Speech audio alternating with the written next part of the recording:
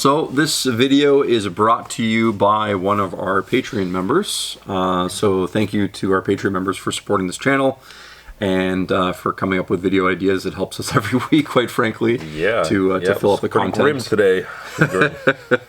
And the question is actually a follow-up to our last week's video. So if you want to go check out that as a preface to watching this, it's about how the local shop fights GW Monopoly.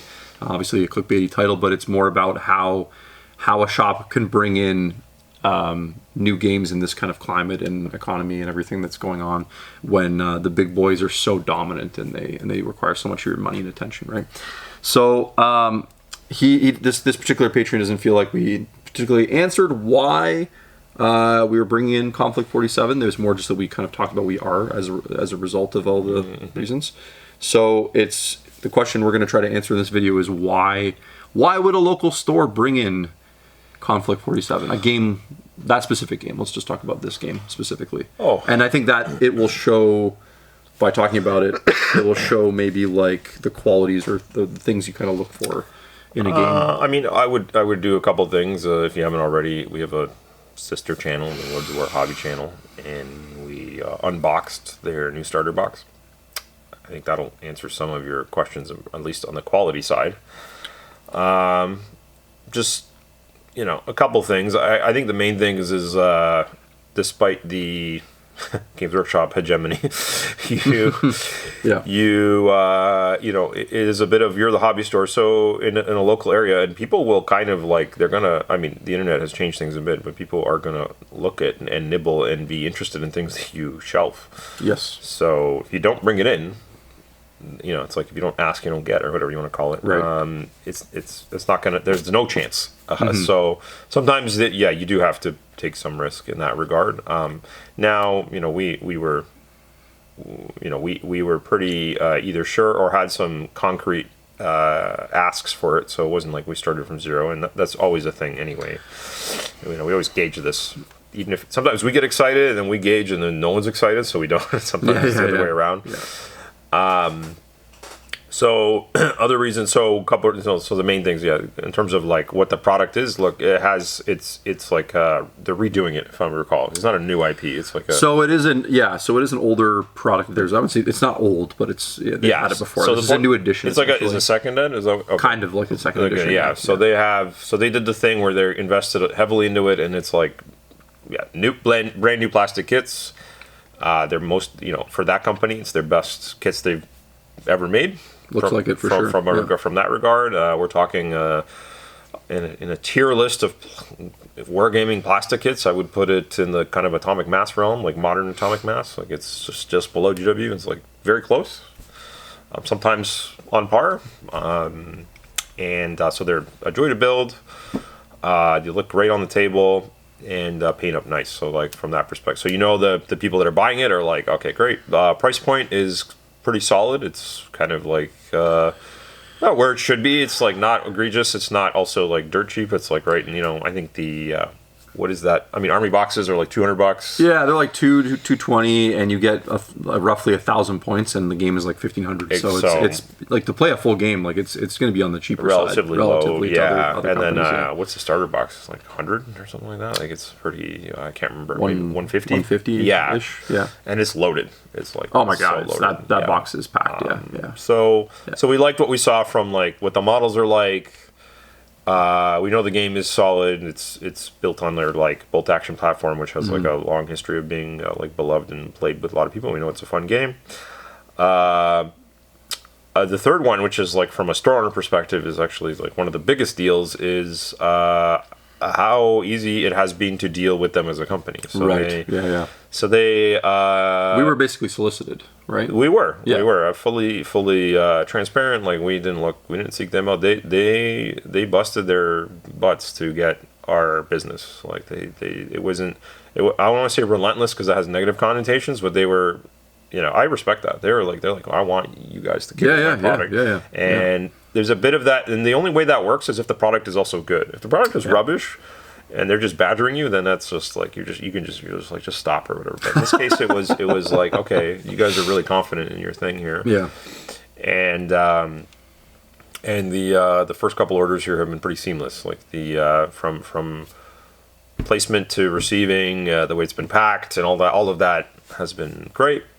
And then on top of that, the other thing we'd like to see is there is a pipe of new stuff coming. So yes, yeah. Actually, this coincides with an email I answered. There's another one of our viewers had some like really nuts and bolts questions. They're designing a game, and they wanted to kind of ask these like really dry nuts and bolts questions about like how does a store, like what are you looking for, and like what do you need from a game company to like, you know, and I talked about packaging. So also the Konflikt 47 is packaged nicely, like, you know, you can bookend it. It's, the art is great. They have painted minis, all of that. But there was, just to talk about the logistics, and I was like, you got to be, you know, these things need to be like the like how do you restock it? And one of the main things I was like, you need to have a pipe of new things, so that I'm like, you don't need to start with a lot of things. You need your like 2, maybe 3 factions at launch, and then you need to have like next month there should be something else coming out, and the month or it could be even once a quarter. But you got to have that little thing where those early adopters and then people that might early adopt have like some stuff to look forward to because they're excited. They want to buy more things. There's a transparency. Obviously the big companies call them roadmaps or whatever. Roadmap. Basically, there's these stakes in the road. Yeah. That give people a future, right? Yeah. Like they give people a future that they can envision within that context and hobby, right? Yeah. I think the other big thing to talk about too is like track record. Like you're obviously looking for a company that has a track record. Yeah, these guys have been around for sure. People that have been around, people that don't like drop games. Yep. You know, or have a track record of doing that. Yep. It's a big thing. Like if you're going to invest in, you know, maybe for some shops they're like, oh, we'll just bring a couple things in. We tend to go kind of heavier into stuff because we want to give people the opportunity to buy all the add-ons and things that they can actually fully immerse themselves in it. So when we make that decision, we want to make sure like this is not going to be around for 6 months. Is this going to stick around, right? So here's your like, you could have the same equivalent product. One is made by Warlord, the other is made by CMON, and you're like, okay. That's pretty easy, clear choice there. Which one, regardless, even if the CMON one looks a little nicer or has even more internet popularity, I'd be like, nah. This is going to be gone in a year or whatever, or they're going to go bankrupt, etc. So, I'll also add in the kind of like this is obviously an intangible kind of thing to the decision, but the kind of just this is based more on our history of carrying different games and seeing which ones work, which ones don't. The fact that like this game has the sci-fi thing going, right, and it's got the historical thing, but it also has the sci-fi, gives it a lot more, I think, longevity in the market. Like it's gonna, like they can just dream up things and units and stuff like that for eternity, basically, with this IP. Warlord does make they've cut a lot of their teeth in like historical miniatures, and those have certain pros and cons. Some pros are like you design it and make one awesome Napoleonic kit and it's there for the rest of time, which means in theory you could keep selling them, but also once your like player base has them, they don't need more, so there's a bit of that catch. And also everybody else makes them too. That's the other problem. There's no IP on, there's no copyright on it really. So so they have a long history of making like great miniatures for certain niches and all that. And that's great. That's their, slow dimes kind of products. And then they needed something that, like you said, could be built on and be theirs and unique to them and has, in a weird World War II or whatever, post-World War II thing is a very cool way because it actually bridges the gap because you're going to have like historical people sort of interested because there's some cool recognizable things there and they're used to the model kits and what to expect and the world that you're jumping into isn't so off the wall, and then you get casual people that maybe just want cool looking spider tanks and jump troops. So I think it's a good marriage for sure, and I was I'll be honest, I've said this because we were carrying Battlefront products for like a decade. Flames of War, Team Yankee, all that stuff. and we had success with it, but at some point it just kind of ran out of stuff to keep people excited, in our opinion. So, and I kept being like, man, you guys need it, especially when they came out with Team Yankee. And even though that's sort of like it gave them another 5 years of life. It did, and it's like a fictional kind of like what happened if the war got hot, and it's based on some books and stuff. And I was like, you guys didn't go far enough. It's fictional but historical still. It's like the slider was still firmly in the historical, and I was like, I kind of wish you guys made I was like, you guys have mastered 15 millimeter, and you don't have a space like. I just something about that was so anyway, so we were looking for, again, this is like specific to our store. We were looking for something like in that realm that could fill, because I think there's a place for that, and this does so. But all the things aligned, I guess. But time will tell. It's early days. Yeah, and obviously, you can only do so much due diligence with these decisions, right? Like you can, figure out the track record of the company. You can, vet the products a little bit, which we were able to do because they kindly gave us that starter kit. You can kind of gauge with your community, like the interest and stuff like that. Obviously, helps if you already have some of the physical products to show people.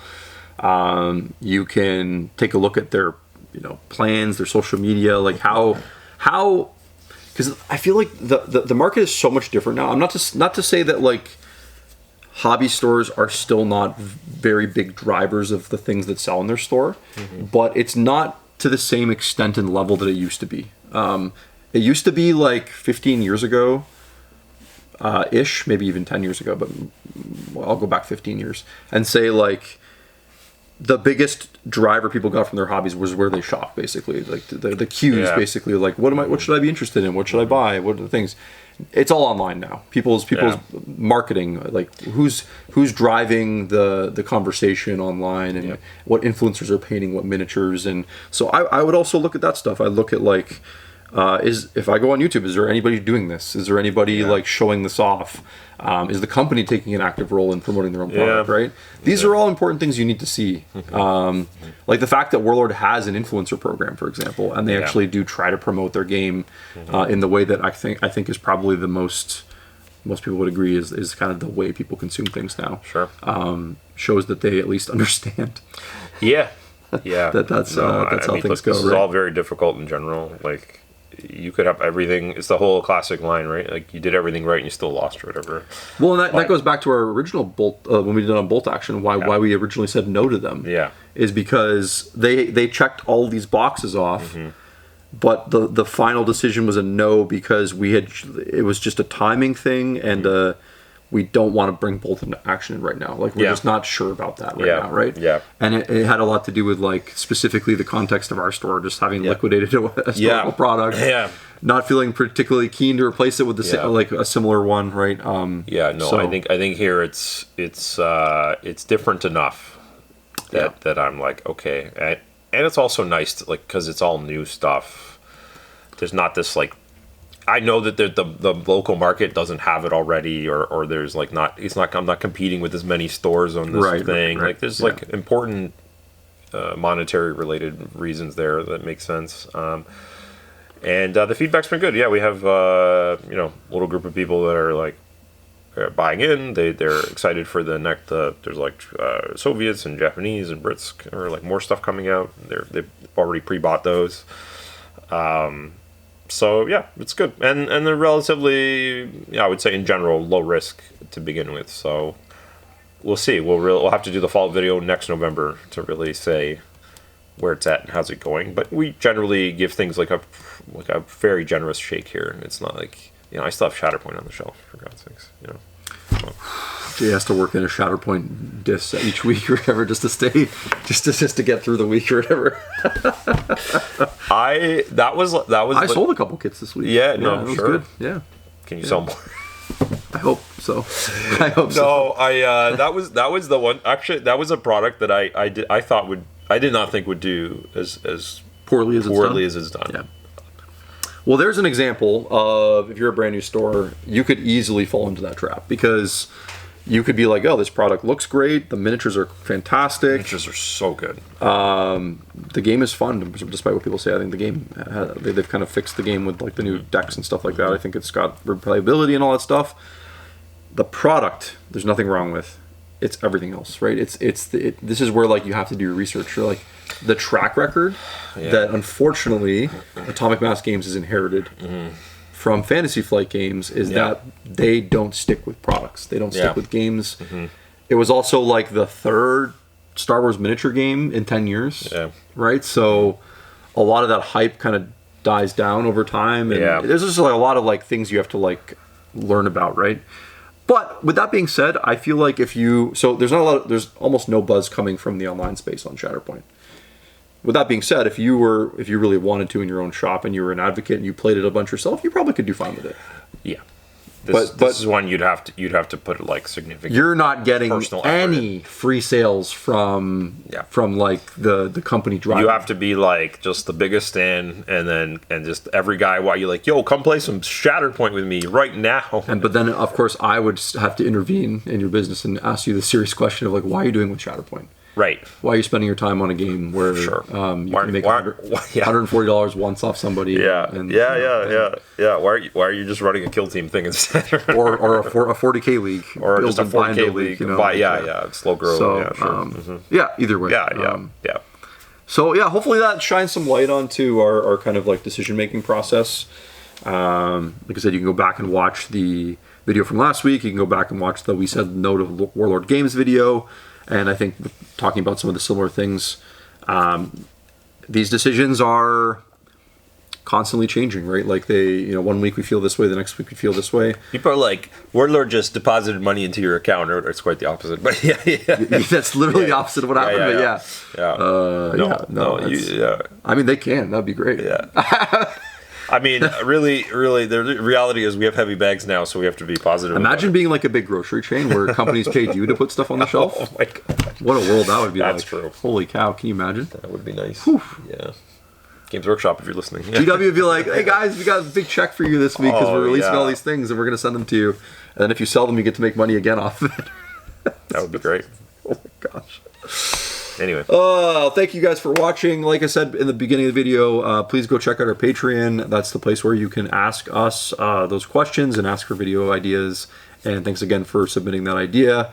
We'll see you guys next time. Thank you. Thanks. Bye.